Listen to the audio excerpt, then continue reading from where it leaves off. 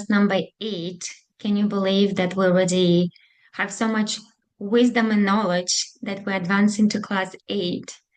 I wanted to quickly check with you how are your homeworks and how it is, if you stuck any particular places or you have questions you would like to discuss or review with us. As always, you're super welcome to post your questions in the chat. You can do it in the Zoom or you can do it in Telegram chats in your language of your choice. You can do it actually also in many languages in case you didn't get the response, or maybe you would like to engage community in different languages. In our study group, we had review homeworks for 7 class and class number 6. And I must say it was very interesting. And there are some questions that I wasn't sure if I was on the right path. And, Geshe always encourages us to debate and discuss with our fellow students. In fact, in the latest Mixed Next class, which I'm sure you all know, Diamond Cutter Classics, there was a great example where people who study ACI 13 came up to the conclusion as a group together. So I really encourage you to share your ideas and views and don't be shy. And on that note, I would like to ask you to turn on your cameras to see your fellow colleagues and, of course, our teacher. As you know, it's so much easy to connect with people when you see their faces. And on that note, I would like to welcome Ven Gyelse, our amazing teacher, who we have such a huge like to receive those teachings online where they used to be only in person. And we're sitting comfortably in our chairs, in our homes at work, and so lucky to get those precious teachings. So thank you all for your attention. And again, we're super, super lucky to see you here. Hello, everybody. Excuse me, I was just texting with someone asking them to turn their camera on so I can watch them. Because different languages are put together differently than English. And some languages, it takes longer to put the sentence together. So I try to watch those languages that it takes longer. But the person I was texting with just now, they said their camera doesn't work today. So I will watch somebody else. So sorry, I wasn't right there after Natasha gave us all of her opening remarks. So welcome, everybody, as she already said, and we're just going to jump right into class today. Where's my share button? Here it is. So here we are in class 8.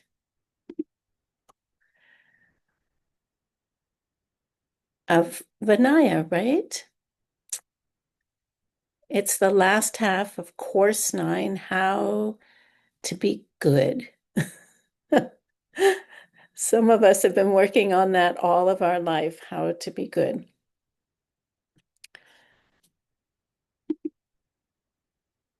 So we talked about the vows, how we get the vows, and etc. And now we're going to talk about how we lose our vows. What happens so that would cause us to lose our vows? And the first one is formally giving them back, returning the vows. The pratimoksha vows, the individual layperson vows, nuns and monks' vows, these are taken just for this life. But there are other vows that we carry over into next lives. Right? So the vows we're talking about right now are taken for lifetime. That's why they're called lifetime layperson vows, right? And we take them because we have some amount of renunciation, right? And we believe that we have found a refuge. We believe that this can help us. And if we stop believing that, then we will probably give our vows back, and then we no longer have them. So that's what this is about. We return the vows. It's like with a marriage divorce. You get divorced and you no longer have your marriage vows, right? The next one is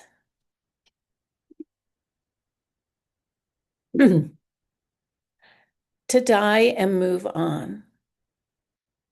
So you automatically lose all your individual freedom vows upon death. As I said, we just take them for this lifetime.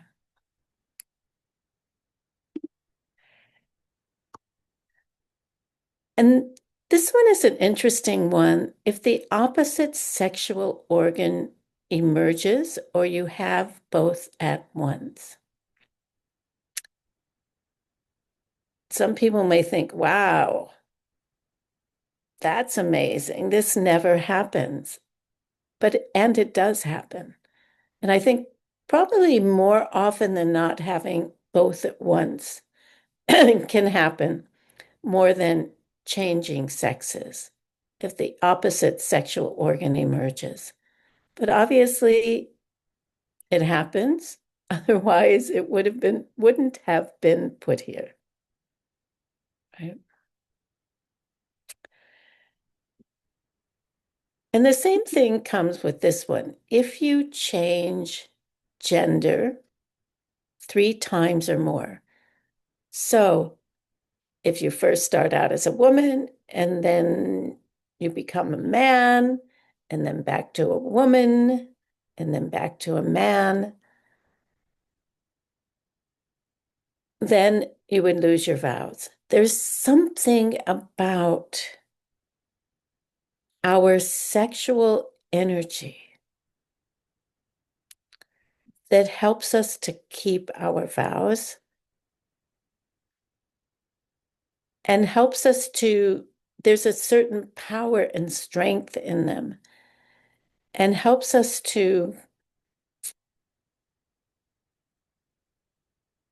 learn, in fact, how to balance those energies.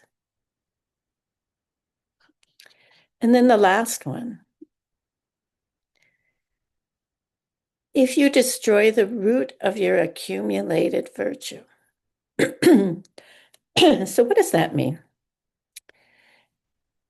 Whenever we develop serious mistaken viewpoints, such as the idea that there's no ultimate shelter from suffering, or no laws of karma and its consequences, or other such ideas,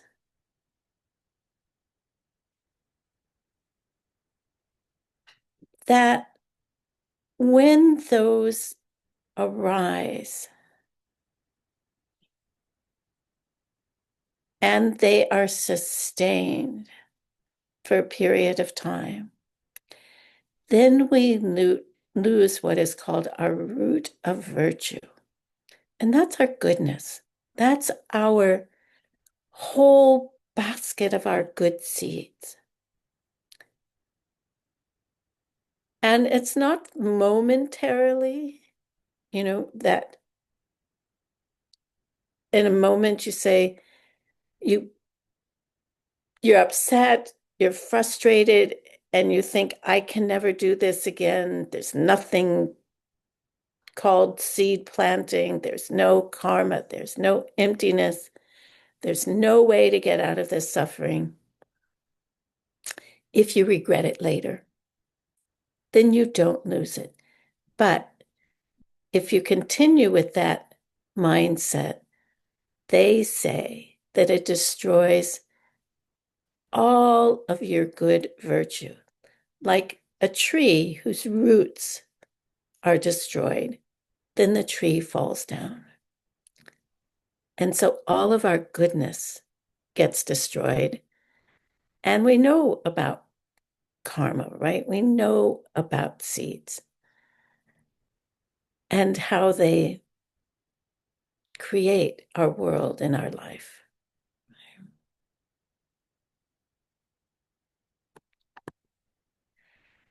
So that's how you lose them. What are the benefits of taking the vows? Now that we got discouraged with losing them, what are the benefits of them? You avoid rebirth in the three lower realms.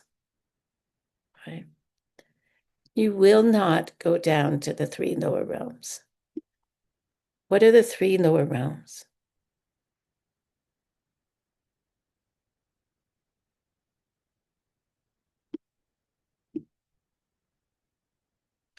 Hell, animal, and craving spirits. Hell's animals and hungry ghosts. Yes, thank you.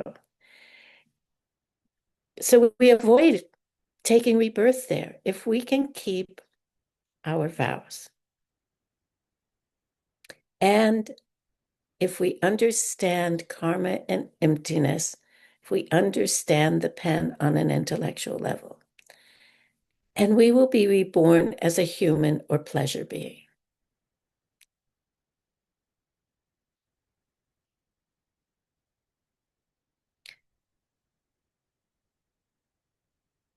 And we, of course, would prefer to be born as a human rather than a pleasure being. Because a pleasure being, yes, they have incredible pleasures. It's the height of everything. Let's see, how do I want to put this? It's the height of every form. So whether it's food or furniture or physical body, and it's just a pleasure place. But we don't want to be born there because we use up all of our good seeds there, enjoying everything so much, right? And then we fall down to the lower realms. So a human rebirth is much better. You will also reach one of the three enlightenments, those of the listeners, of the self-made Buddhas, and then of the greater way.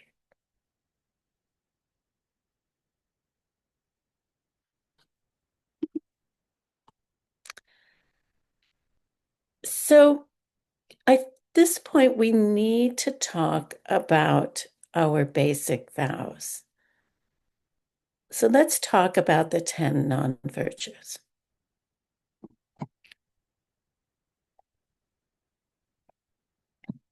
They come from the Lamrim Chemo, which Lama Tsongkhapa wrote. Also the chapter of the true and the sutra on the 10 levels. And they describe the results or the consistent consequences of having done each of the 10 non-virtues. And we're going to go through those consequences in our class today. Avoiding these 10 that you see on the slide here is the basis of all ethical living.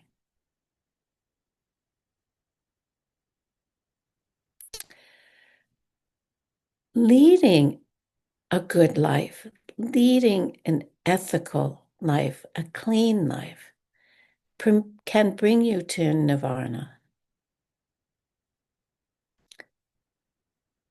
So if there's something you don't like in your life, figure out the karmic cause and remove it by cleaning up your thoughts and behavior.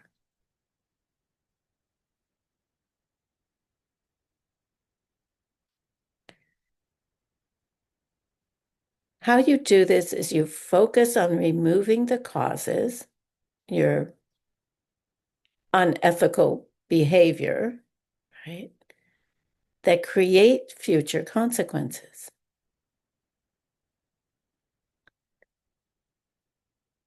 And unfortunately, these are the top 10 things that we do constantly.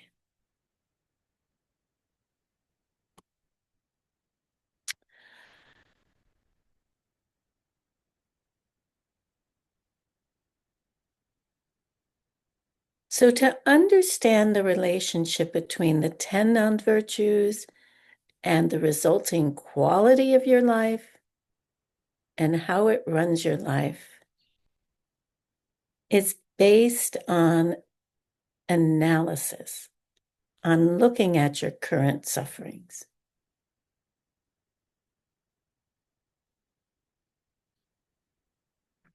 So you look at your current sufferings and you figure out what caused them and how to stop them in the future.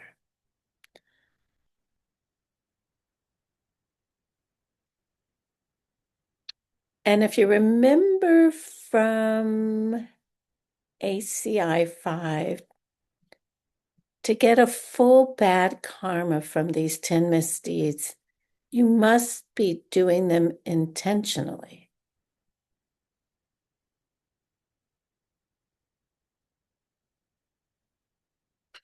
And that means all the way up to the point of completion, with totally understanding the mistake that you made and with the harmful thoughts in your mind.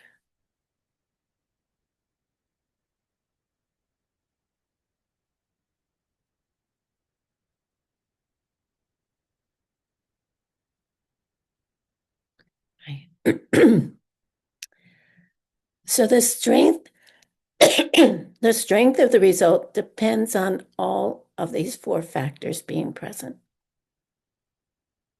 Intentionally, your intentionality, the completion of it,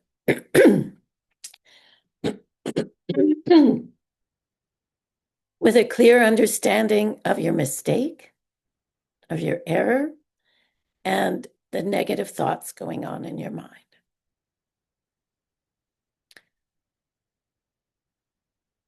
I don't know about you, but in my country, in the US, we generally keep ourselves from misdeeds either because of an external authority like God or parents or the law or society, what society dictates.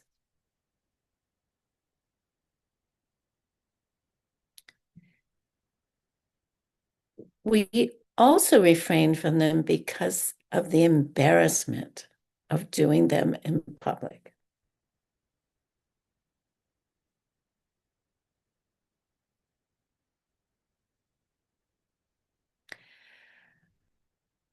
Our proper motivation should be to stop planting bad seeds, not what we look like, not what our society says we should do, not what God and parents say we should do.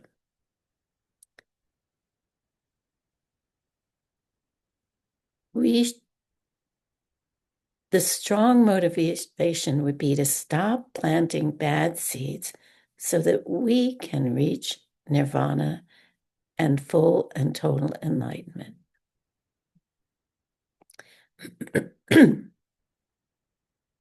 Lama Tsongkhapa says, great lamas of the past have expressed the position that the consistent consequence is where, even if you do manage to take birth as a human, such as enjoying killing things, etc., and that experiencing the various results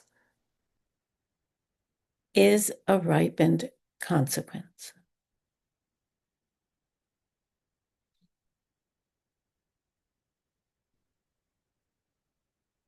So we have consistent consequence, we have ripened consequence, and then finally we have environmental consequences, which are related, to our environment, to the land, and the surroundings where we live.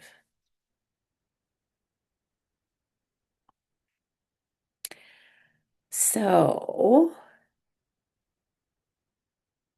we're going to go through and define the wrongdoing, and for each wrongdoing, the consistent result.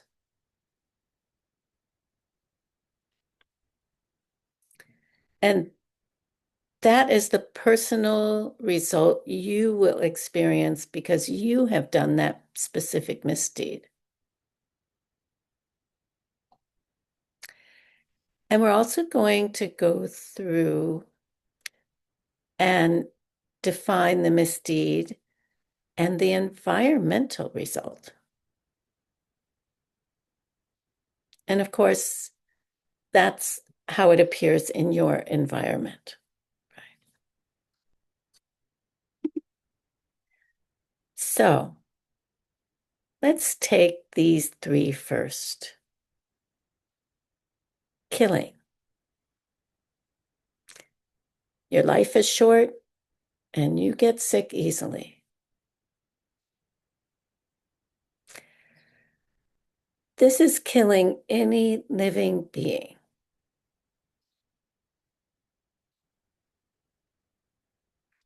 It includes abortion, suicide, ants, cockroaches, mosquitoes.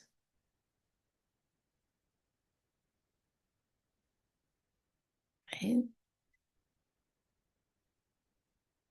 You're ruining a body that could have reached nirvana in this life.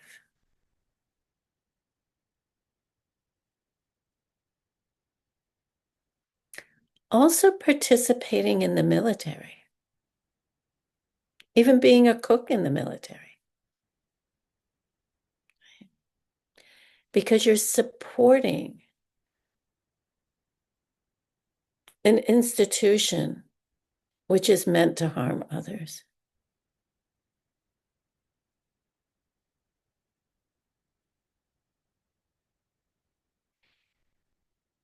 And in this time of conflict,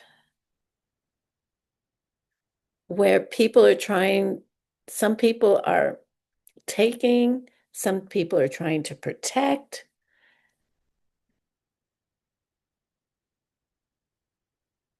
this may be a very hard one to think about. Because if you're trying to protect your home through military, you're protecting your home, but you're making harm towards others.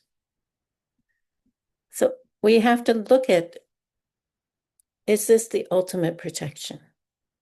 Right? It's not an easy thing. And the second of the 10, stealing,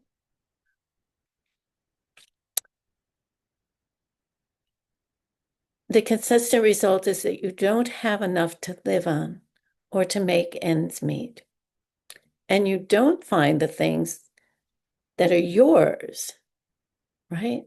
Everything is shared with everybody.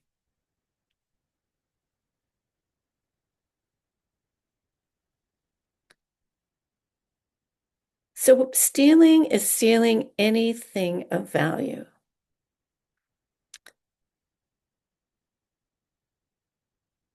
It includes not being honest in your business deals, cheating on your rent, your taxes, your bills.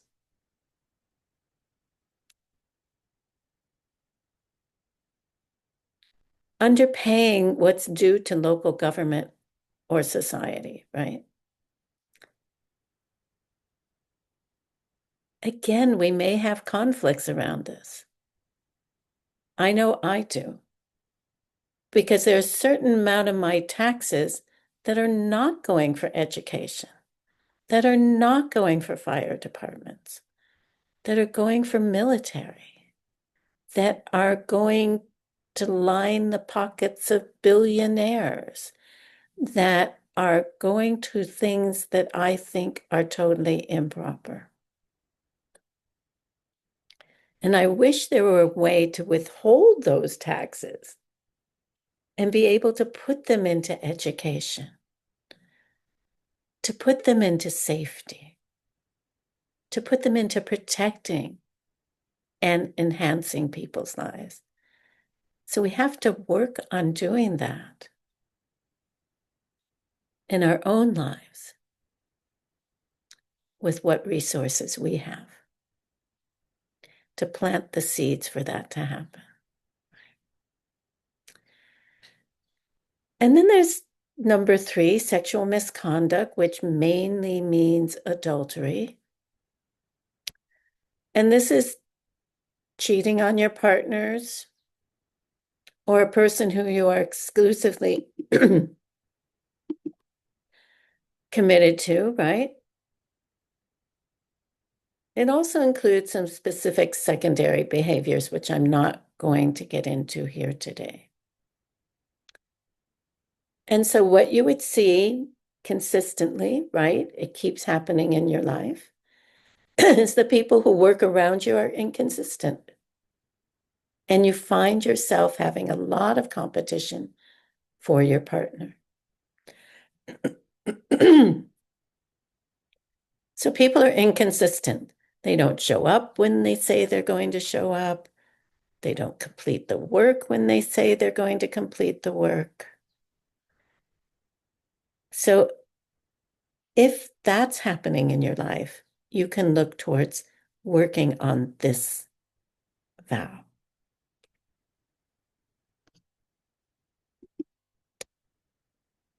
Lying. Lying is giving someone else the wrong impression about what you've seen or what you believe or what you know.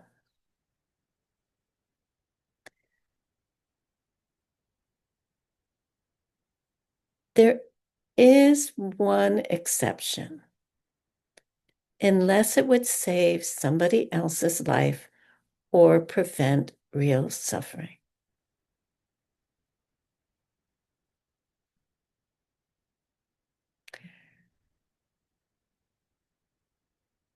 And you have to be absolutely certain that that is true.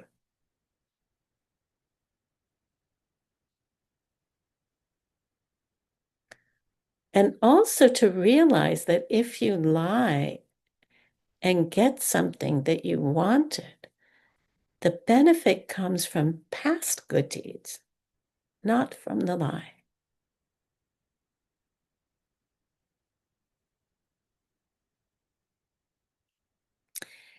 And the consistent thing is that no one's going to believe what you say, right? Even when you're speaking the truth. I had this karma when I was little, when I was a child. Nobody would listen to me. I was little and they weren't going to listen to what I had to say. And in fact, I had a book called Nobody Listens to Andrew. I identified with that book. It was about a little boy who said there was a bear in his bedroom. And nobody believed him, right?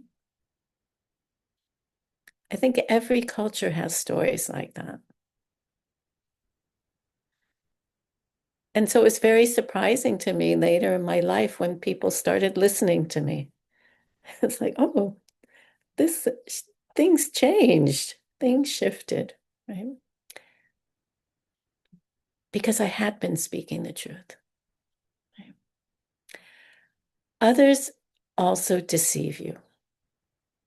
So if you lie, others will lie to you. Makes total sense, right? And then number 5, divisive talk.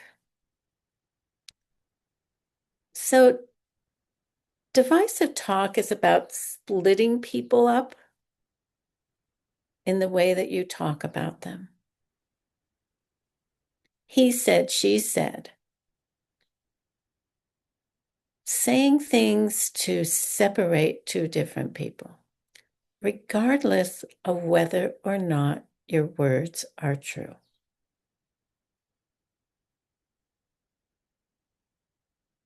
This could also be causing one person to dislike another person more. And the thing about it is it's usually subtle, like in your tone of voice.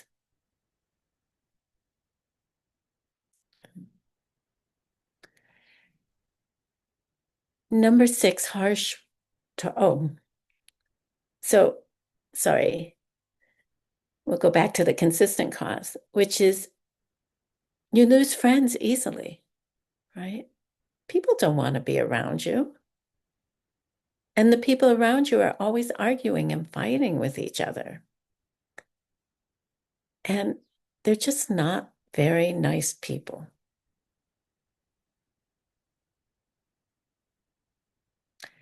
Harsh words. This is talking with a bad intention. And it creates an atmosphere around you. So this includes being sarcastic and using nice words.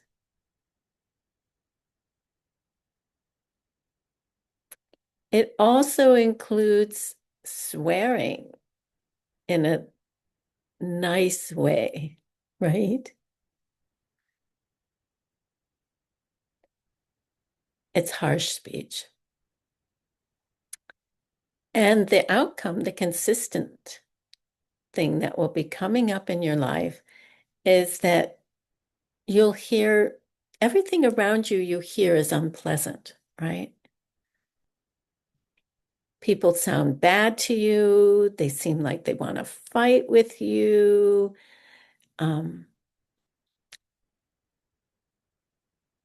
And it's because of the seeds that you have put in your mind of speaking badly of others.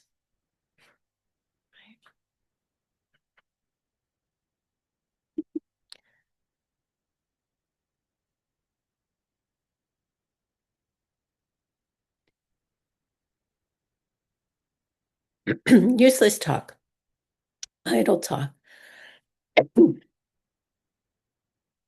Idle talk means like just talking because it's fun, meaningless. So it's meaningless chatter or criticism or disputes, useless joking, whining, complaining.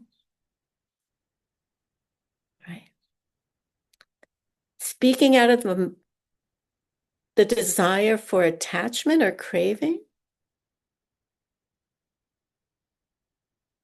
Gossiping about politics and sports.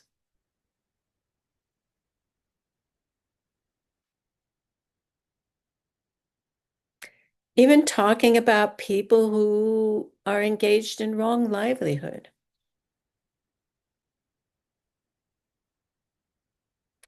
And here's one that we should all check as well, which is reciting prayers or mantras while not thinking about their meaning.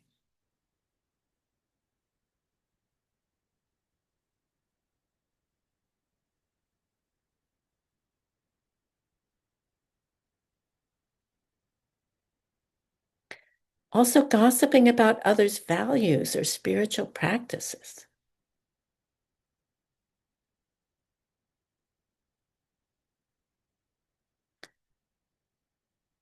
And the consistent result to that is that no one listens to you. They don't respect what you say. You lack confidence and you have low self-esteem.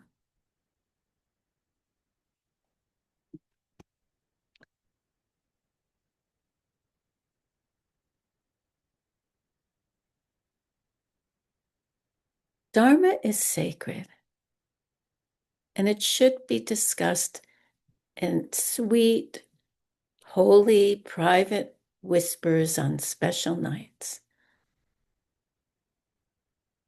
not casually. It would be very beautiful and sacred speech where you talk about inspiring things, like being an aspiring bodhisattva.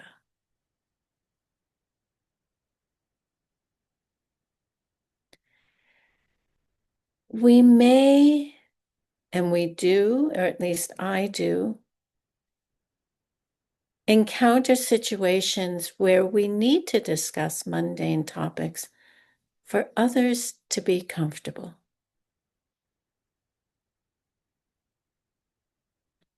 And to keep that in mind,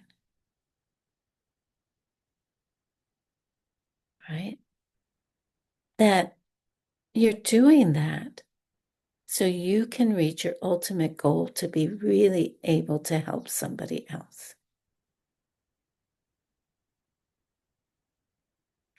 So don't be drawn into worldly conversations. And that's easier said than done. And again, when we are drawn into them, how can we turn them into something? How can we think about them so that we're not creating negative seeds of useless talk?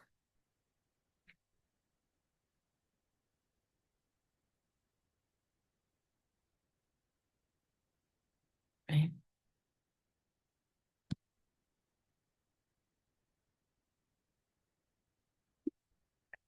Number 8,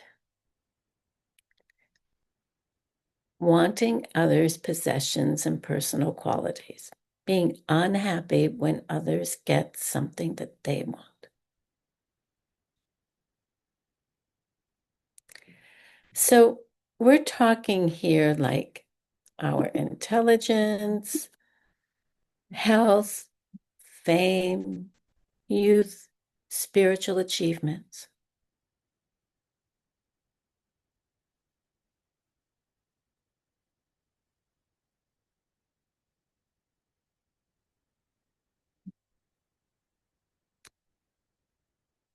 First, what happens is you're attracted to their things, whatever it is. And then you want to have more than you have.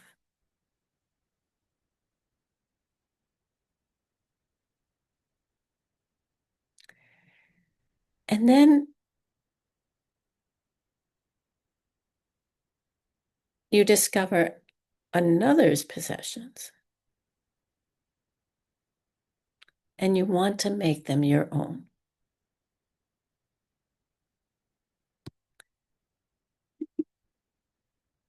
And then your desire becomes unmanageable, and then you act.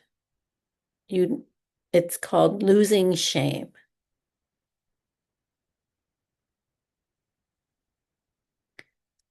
So these are the 5 stages that this one comes in. You're attached to your own possessions. You want to have more.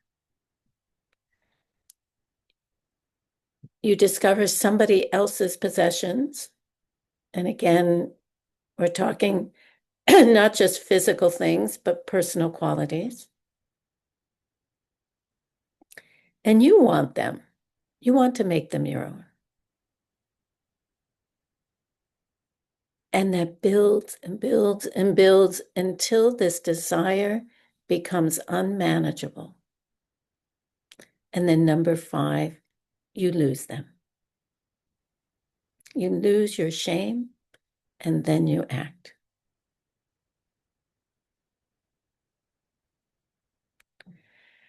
And a person like that, they are dominated by desire and never satisfied with what they have.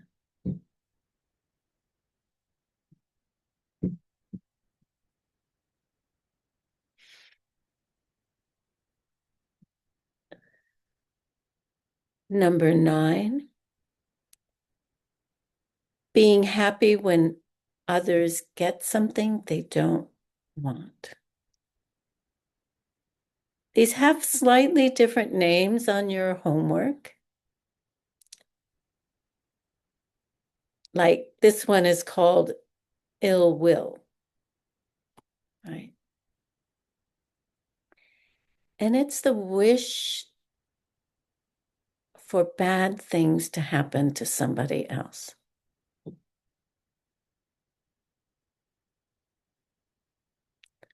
Right? It's being happy when others fail or have misfortune. Oh, look what their karma gave to them. Right? Oh, how did they mess up? Tell me more.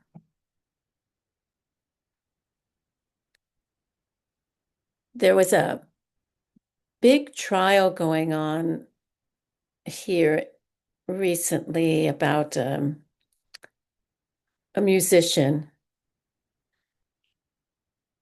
And it was like every day they were telling you what was happening in the trial and who said this and who said that. And I mean, and people thrive on that. I would just turn, like yesterday in the car, turn the radio off.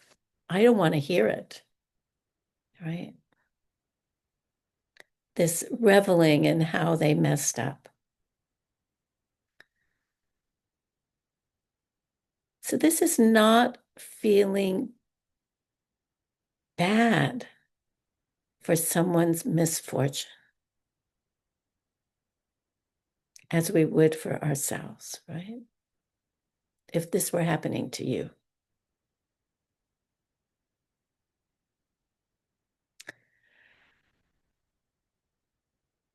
And so your personality would be dominated by anger, and you wouldn't be able to find anybody to help you. And you're either hurting others or they're hurting you, which goes, it's in line with wishing bad things on others. Of course, it's going to come back to you, just as the Wheel of Knives does, right? And number 10, wrong view.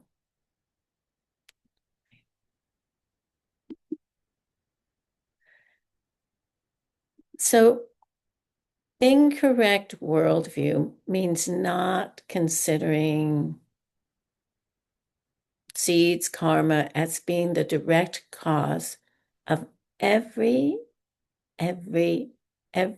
mini second of experience that we have.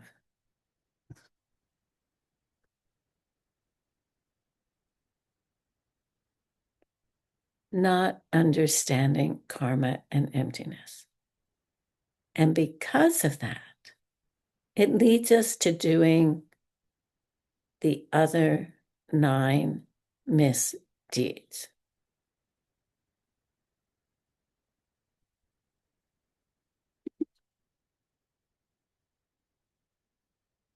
It leads us to be deceitful, to be dishonest.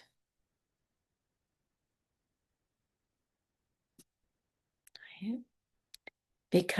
And we mislead others because we misunderstand how things work.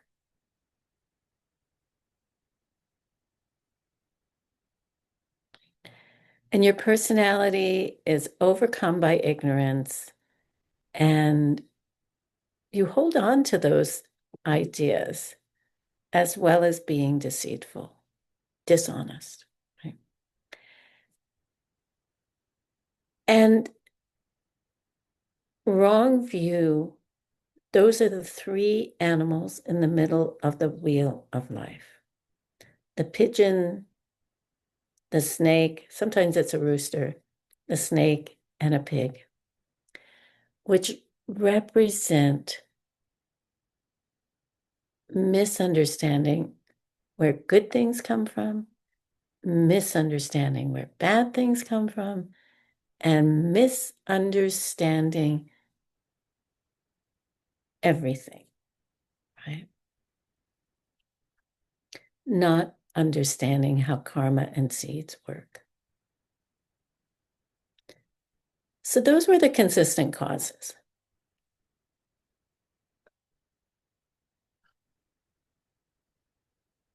Now we'll do the environmental ones. And this is taken directly from the Lamrim Chemo, right? Remember that? By Lama Tsongkhapa. And he says killing. So the environmental result, and we already talked about the definition of what each of these 10 were.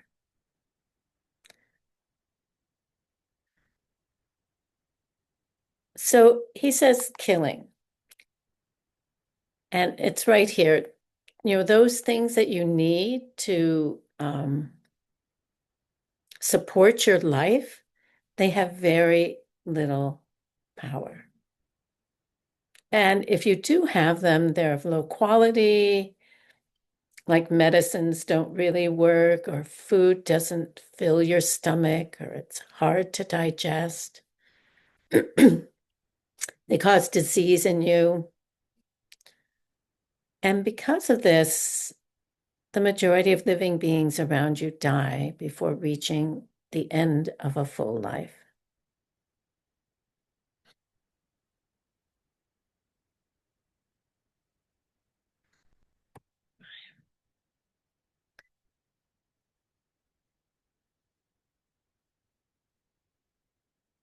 So if this is happening in your life, if food makes you sick, you can't digest it, if it's not sustaining you, or whatever it happens to be, work on your killing karma. Protect life. Think about what the opposite of these, each one of these would be. Like number 1 would be protect life. What would number 2 be? What is the opposite of stealing?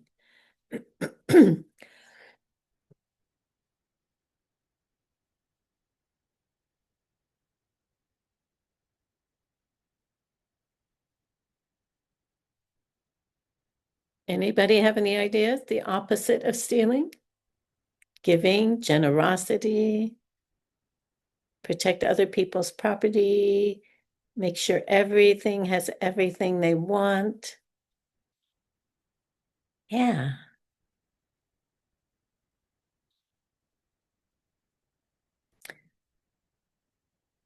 So the environmental results of stealing is that crops are few, they die, they have no power to sustain you. Maybe, in a drought situation, they never even come up because they don't get enough rain. Or maybe they get too much rain and they get moldy and they die. This comes from stealing. Right? Taking what is not yours.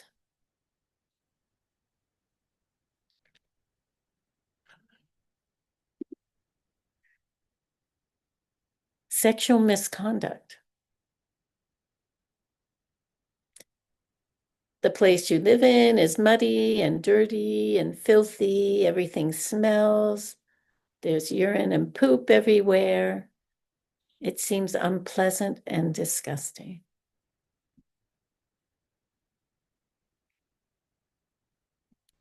So what would you do? You would keep your sexuality purely, right? You wouldn't hit on other people's partners. And Natasha says you would behave. You would help people to stay together, right? And then, of course, there are other antidotes. Lying. We already talked about this. If you lie, then when you're working together with others, there's no harmony, right? There's no harmony.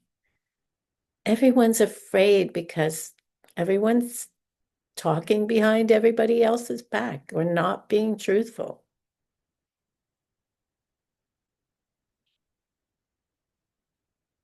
People are cheating on each other.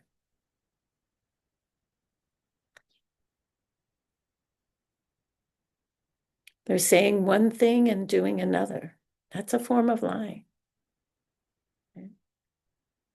We have to get down to the smallest ways that we do these things because maybe we're not doing them in an obvious way. And so we have to look because it's the tiny, tiny things, especially, that build up. So we have to look deeply. And like getting down to the tiny weeds in our garden, not just the obvious ones.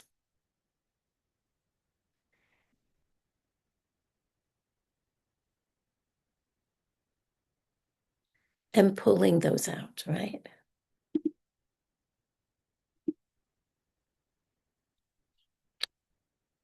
Divisive talk, splitting people up. Where you live, it's kind of like Diamond Mountain. Both of these are kind of like Diamond Mountain. With all of its beauty, what can I say? But the ground is uneven, it's split, it's got crags and gullies, which are like deep canyons. It goes from high to low, which makes it difficult to travel.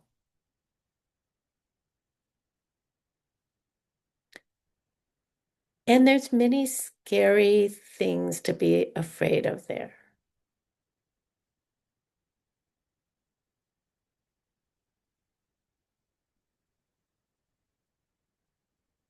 Harsh words, again, very similar. These have to do with our speech, right? So how are we using our speech? The ground has many obstacles like thorns and stones and sharp things, fallen trees. It's rough. It's dry and desolate, right? No streams, no springs. The ground might be poisoned from mining.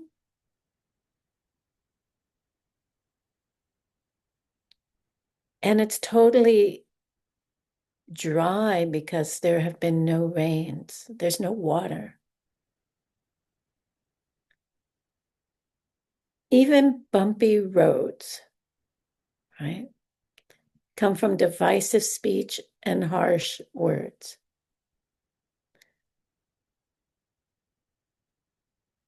So how do we fix our bumpy roads?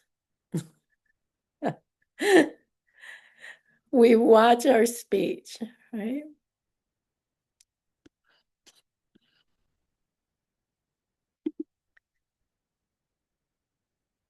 Useless talk.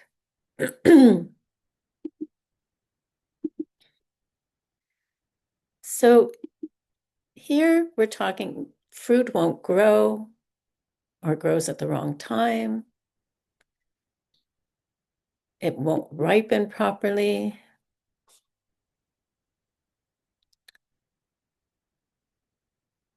Trees blow down because the roots aren't strong. Or maybe there's no parks or pleasant places to go to where you live, to enjoy it and to relax and to have fun. And you're fearful of things around you.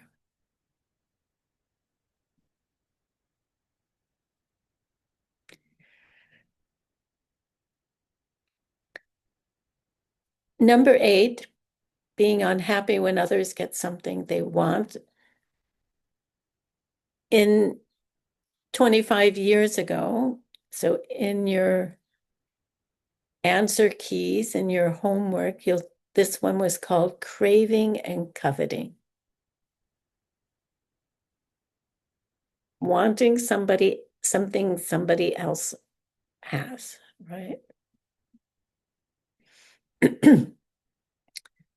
And so environmentally, everything you do, everything that you have, everything that you get, the quality of it gets less and less and less as time goes on.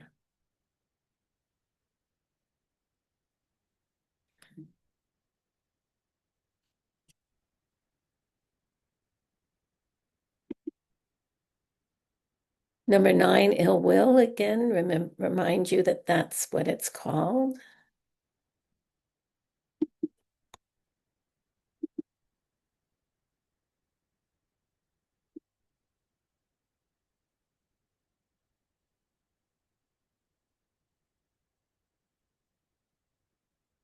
So ill will, being happy when others get something they don't want. The environmental result is that there's chaos in the world you live in. And I think we can all pretty much say that we are seeing the result of this karma. It's a worldwide karma that we all share. There's conflict, there's pandemics, there's wars, being fearful that we'll be hurt by the military. Right? There's scammers. Okay. We may not be doing these karmas now. They may just be the result of old karmic seeds from our countless past lives that are ripening now. So we have to be so minutely focused not to do this anymore so that we plant the seeds in the future.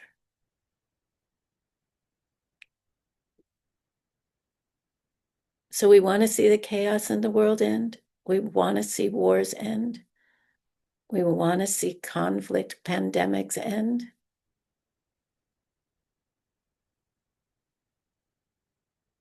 Have some empathy for others.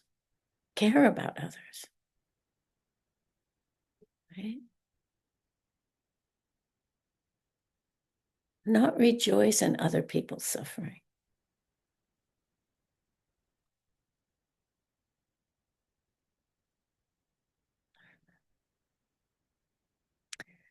And then number 10, wrong view.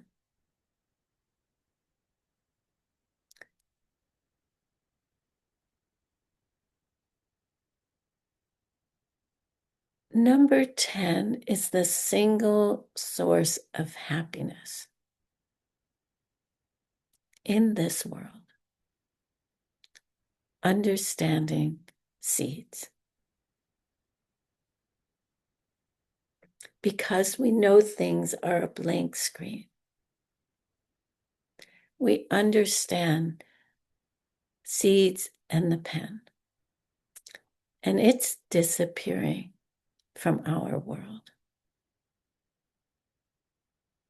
Why do you think we have these classes as often as we can all over the world, trying to bring these holy teachings to people so that they can make their lives better, right?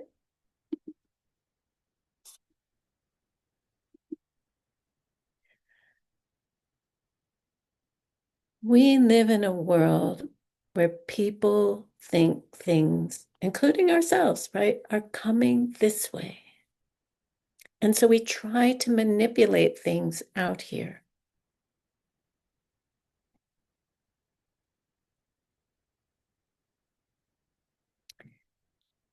Which causes suffering. And we tend to think the things which cause us suffering are good things and nice things and happy things.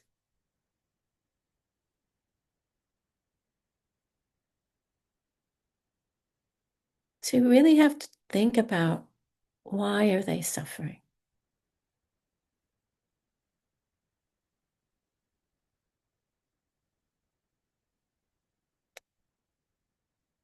And once these teachings are lost, why do you think Geshe Michael spends so much time translating the holy teachings?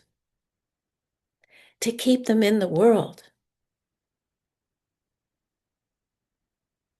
And I can't translate, but I can teach to keep it in the world so that we have something to go to. We will have each other to help us. We will have, and we do have now, protection. Because we have some idea of the ultimate worldview of karma and emptiness.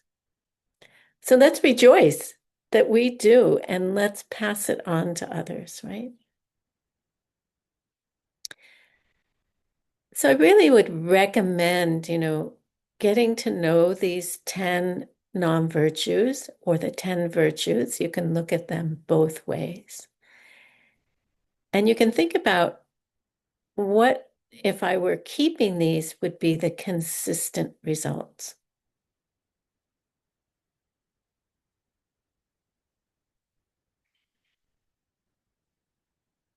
And if I were keeping them, what would be the environmental results?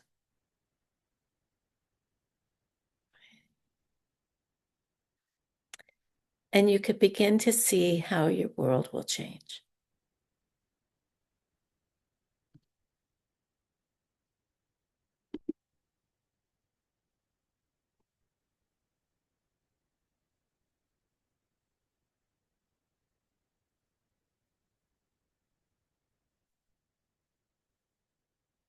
So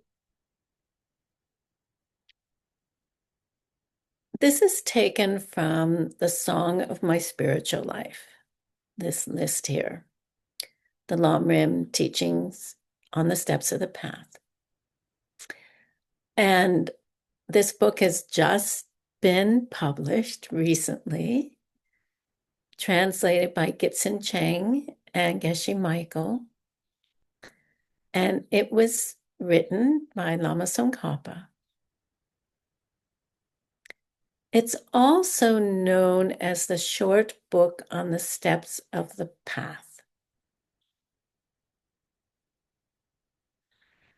And along with the verses of Lama Tsongkhapa's root text is a commentary called Illumination of the Essence. And that was written by Choni Lama Drakpa Shedrup, who lived 1675 to 1748.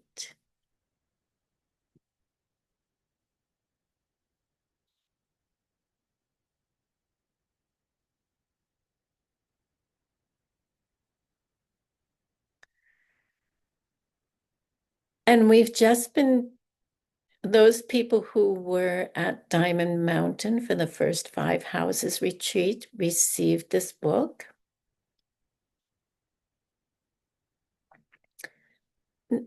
Not just Lama Tsongkhapa's verses, but including the commentary by Chone Lama. So we're really fortunate. It's been translated into English now, and soon will be translated into other languages, I'm sure.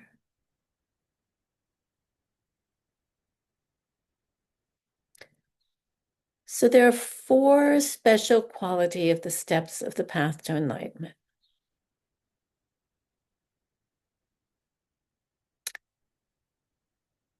First is that you realize that some incredible genius has set up this huge system that all fits together perfectly.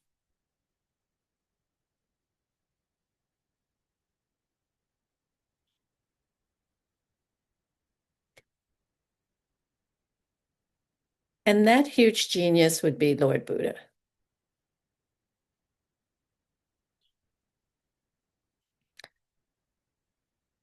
And although the different Buddhist schools present what appear to be different views from one another,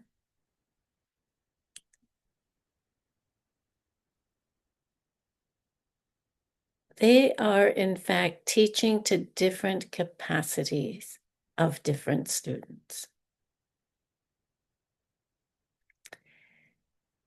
And every one of those schools are perfectly consistent.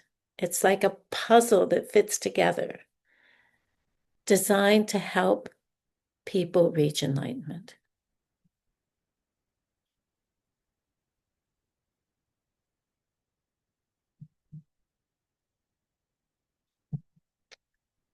And number 2, every teaching,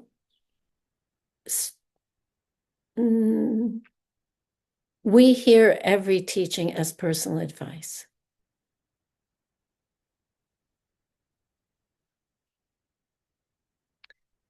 So what does that look like? It means your personal meditations and contemplations relate to every sentence of all the Buddhist teachings if you're connecting with your Lama and purely practicing the Lama.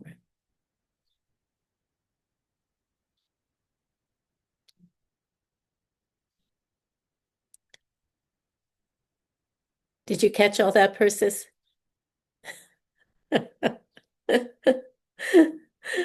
Thank you so much. So it'll all strike you as personal advice, right? Everything. Number 3, you easily grasp what the Buddhists were teaching.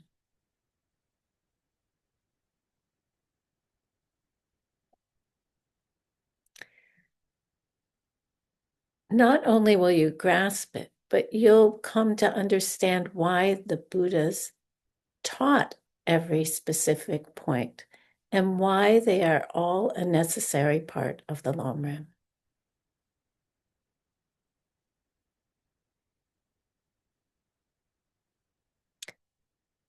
And just a little aside, I would say that you will come to understand how these ACI teachings have been structured so beautifully, and to explain and lead us along the path of the Lamrim.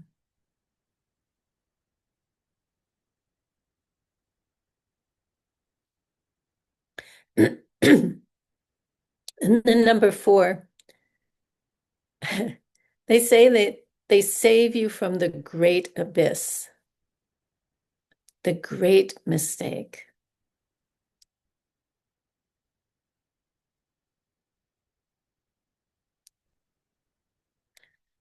So you'll avoid the great mistake of just outrightly rejecting one of the teachings.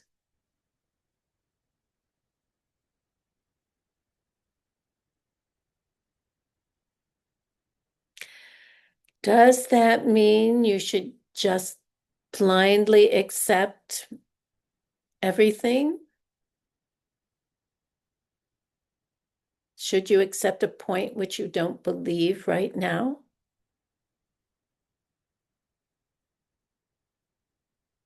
No.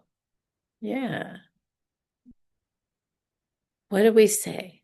We say, put it on the shelf, right? Set it aside and then consider it later instead of permanently rejecting it. That could be in a few months, a few weeks, a few years. Don't wait too long till you forget it. And don't take it off the shelf and it becomes covered in cobwebs and dust.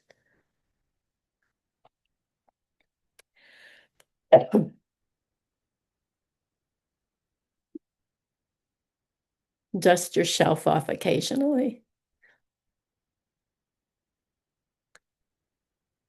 So we're going to talk about the Lama. Your Lama is your foundation, just as every house has a foundation.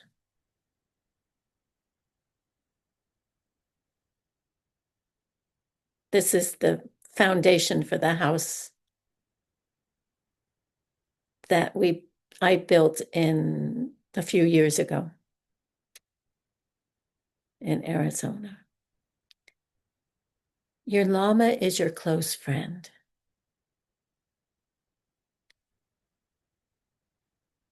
Your relationship with your Lama is the entry point for you to get out of samsara.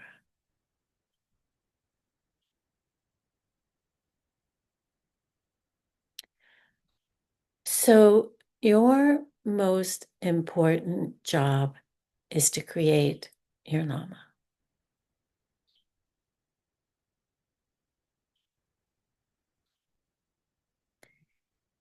If the energy is just right,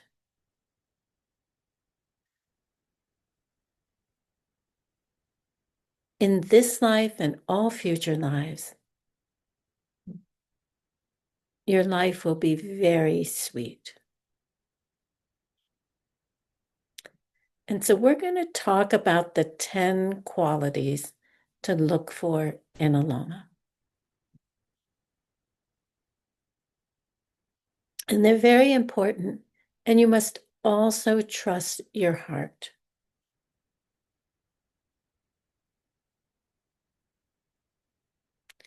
Right? Why? You're going to give your whole life to your Lama. And what you get back is your life. You will get it all back. Your Lama doesn't want anything from you except for you to be happy, for you to learn and to practice well. And your offering to your Lama is your Buddhist practice.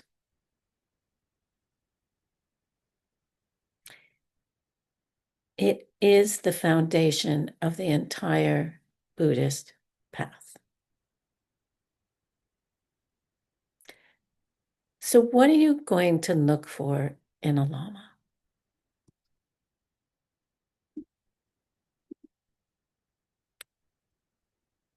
You're going to look for someone who is controlled. That means that they're keeping the 3 sets of vows. They're keeping their pratimoksha, right? Their freedom vows. They're keeping their bodhisattva vows. And they're keeping their diamond way vows.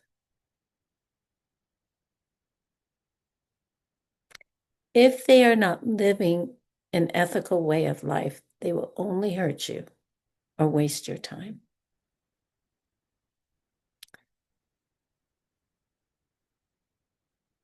So since diamond way vows are secret vows, how do you know if they're keeping them or not?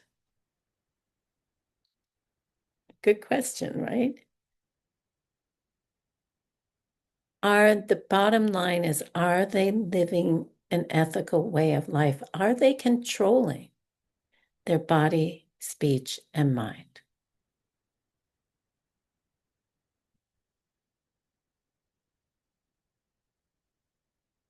Number 2, Shiva, peaceful.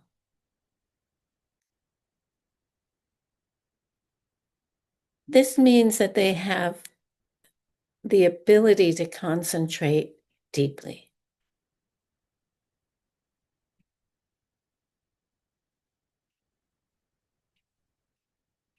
And then we have Nir Shiva, completely peaceful. And this is in the sense of possessing the training of wisdom.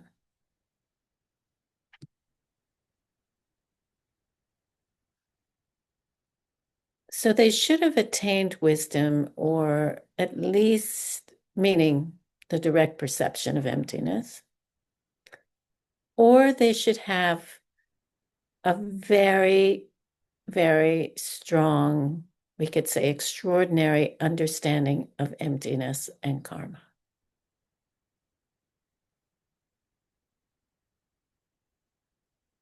Ideally, the direct perception of emptiness.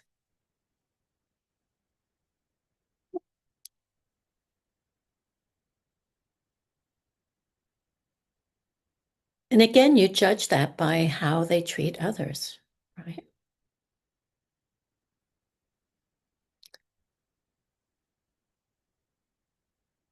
And then Hunten Lakpa. The teacher must have spiritual qualities that are more than the student. Makes sense, right? Because if they don't, they can't help them.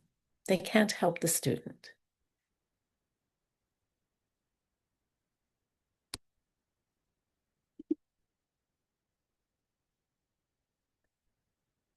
Sunche, effort.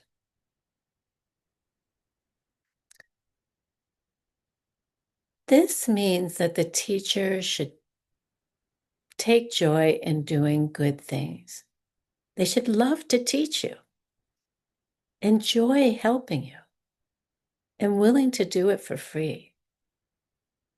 They arrange their schedule to talk with you. They arrange their schedules to teach you, either from a distance or in person. And they do it because they love it. It's out of love. It's out of love for you.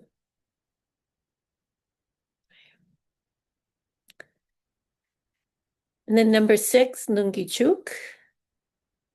Their scriptural knowledge is rich.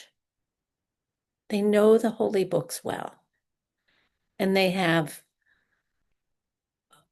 wide knowledge of all the great subjects.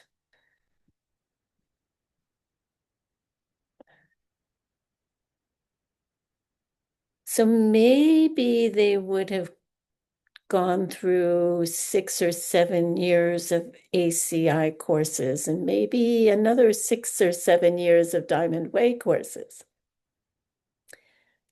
all in order to help you.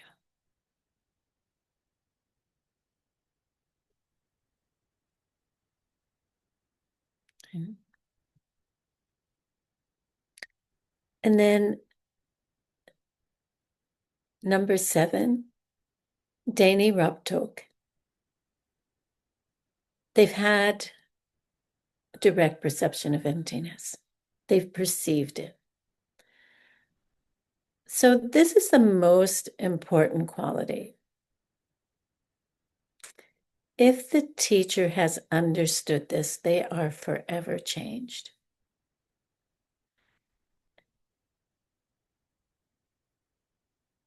Having had the direct perception of emptiness is extremely rare. So what do we do? If the Lama has not directly perceived emptiness, you should at least find someone with a deep intellectual understanding of emptiness.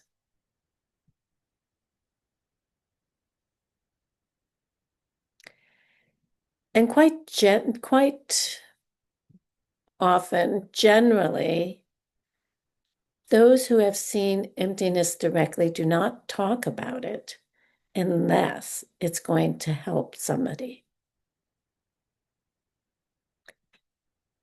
So you must base your judgment on how the teacher, the Lama, describes emptiness and assess whether or not it matches the description in scripture.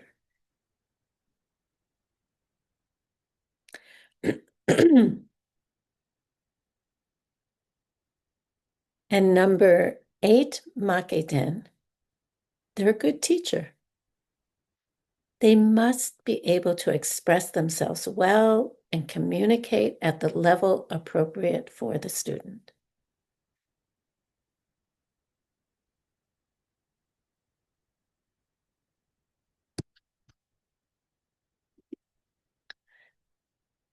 Number 9, Sawe Dakni. They are the image of love. As I said before, they should be teaching you Dharma because they love you, regardless of what you think and do. We as students do crazy things. Oh. Our minds are untamed. That's why we need Vinaya. And yet our teachers keep teaching us and keep guiding us and keep loving us through all of our mistakes, through all of our up and downs.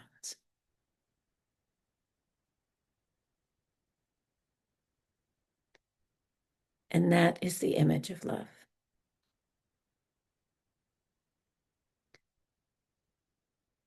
And number 10, Kyowapang. They never tire in the least of teaching you the same thing over and over and over again. It's not like, I already taught that to you. They might sometimes say, I've taught you the Lamrim, go and use it. Right?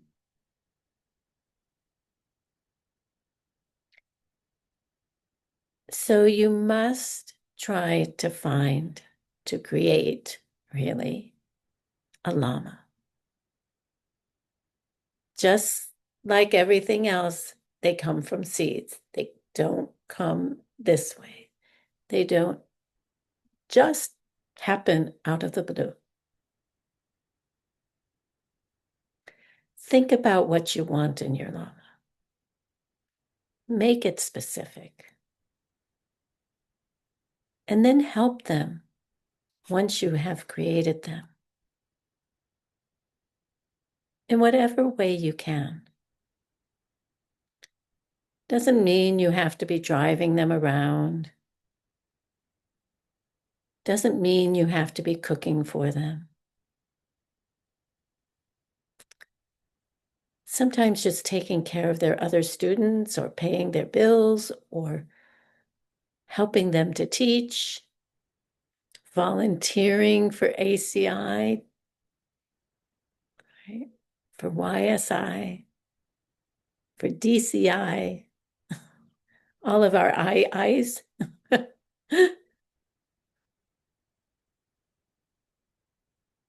and commit to a serious practice.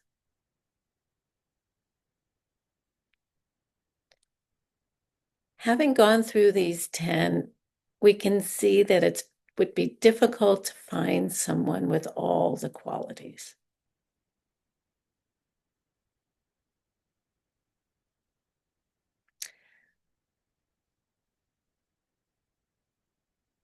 So at least find someone who has the first 3. They live a good moral life. They can meditate. And they have the wisdom, understanding, karma, and emptiness.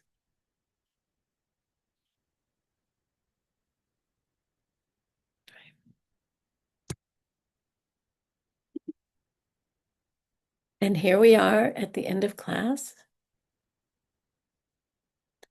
Your meditation for this class is to do an analytical meditation on why taking and keeping the vows of individual freedom is related to achieving nirvana and Buddhahood.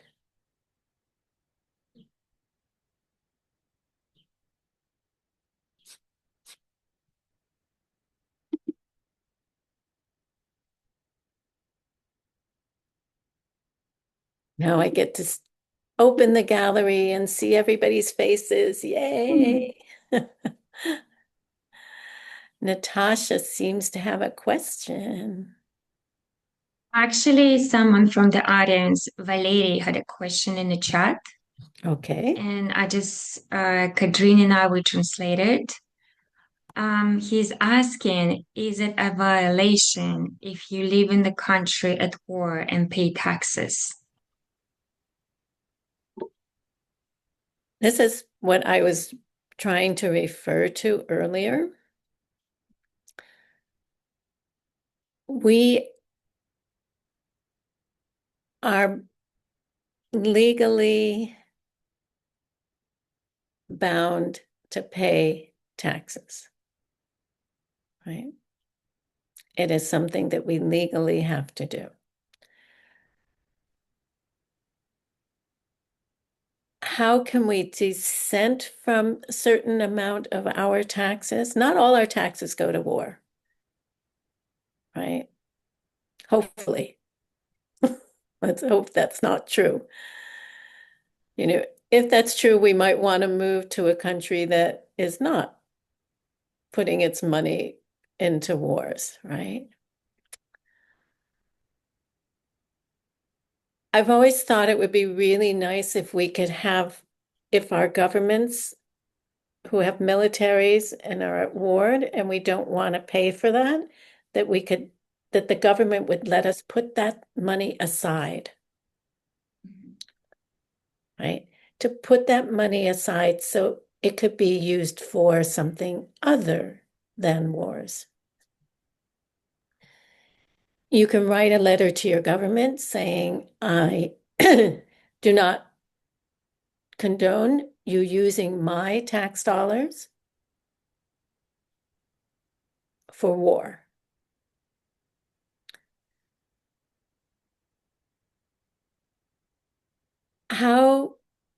I think the real question that we need to ask is, how do we stop war?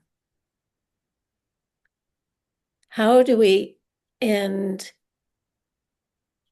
having soldiers, prisoners? How do we stop fighting? And then there'll be no need for our taxes to go to war, right? So legally, yes, we have to pay our taxes. Morally, we have to say it's not okay and work on the karma to change having wars. And that's a much deeper seated seed. And I have a question too, Maya.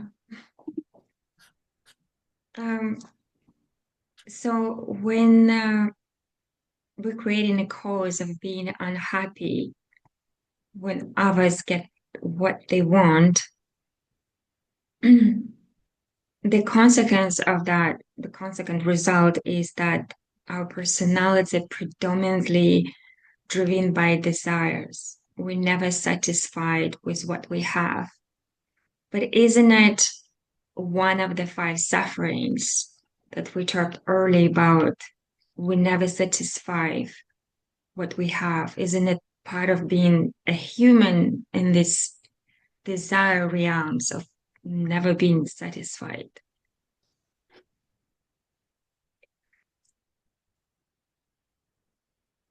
I I think we can come to different levels of satisfaction, right? Mm. It would be very sad if we were satisfied with our state of being right now, right? We want to be dissatisfied with it so that we can have something better. Otherwise, we would just accept what we have, and that would be the end of it, right? So, yes, in this realm, we're never satisfied, but there's levels. Mm. So, where can we look at rejoicing that somebody else has a good job, that somebody else has a beautiful home? And is it wrong to want those things ourselves? What's wrong is to want them at the cost of somebody else, at the cost of hurting somebody else. Of course, we want a good home. We want a sweet relationship. We want a good job. We want nice clothes. But also, we should limit our wants and be satisfied with what we have. So it's a balance. There's a balance there. Do I really need one more dress or one more pair of shoes that I have to keep track of, right? Can I live with just 3 pairs of shoes, sandals, slippers, and hiking shoes, right? So think about, what do I really need to sustain me? And what am I just wanting? And what am I wanting that somebody else has? And wanting to take it from them. Mhm. Thank Being you. a thief, stealing, right? I want that vase in their house. Maybe I can put it under my jacket and take it, right? Yeah. Thank you so much. So I hope that, yeah, that answers your question. All righty. Any more questions?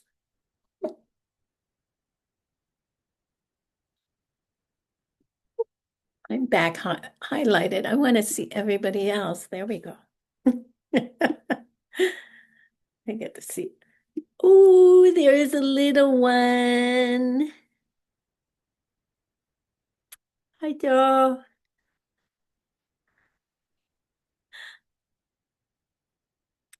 Alrighty, see you all next week. I'm on my way home to Arizona. I'm halfway there, so I'll be driving all day today. And I'll be really happy to be home. So I'm going to say goodbye and get on the road before it gets too hot. Thank you for believing in this stuff. Thank you to all of the interpreters. Thank you so much. I hope I wasn't talking too fast. I caught myself a few times. Persis says it's okay. And thank you to all the tech and the recorders. I encourage you to study with each other and talk about these holy things. And I will see you on Tuesday. Have a good weekend. Bye-bye. Благодарю. Thank you so much. Благодарю. Thank you so much, teacher. This stay.